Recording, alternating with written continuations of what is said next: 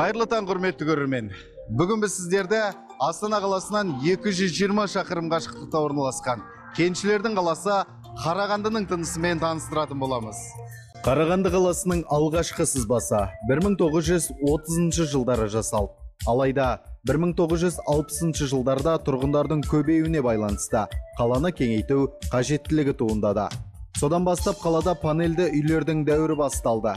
Осылайша Қарағанды сәулетті тұрғын үйлерімен ерекшеленді. 1934 жылдың ақпан айында қала мәртебесі берілген болатын. Қарағанды бүгінде әртүрлі ұлт пен ұлыс өкілдерінің тұрағы. Қаланың негізгі өндірісі көмір. Сонымен қатар өңірде орта және шағын бизнес қарқынды дамуда.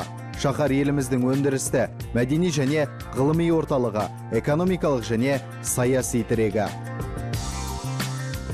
Қарағанды қаласының қақ ортасында орналасқан Тәуелсіздік монументі 2011 жылы Тәуелсіздік мерекесінің 20 жылдығына орай орнатылыпты. Сондай-ақ Қарағанды арена, Сәкен Сейфуллин атындағы драма театры қалаға көрік беріп тұр. Түрлі ойын-сауық орталықтары да бой көтермек. Алдағы уақытта халықтың көбеюіне байланысты қаланың орталығы Қарағандының оңтүстік шығысына ығыспақ.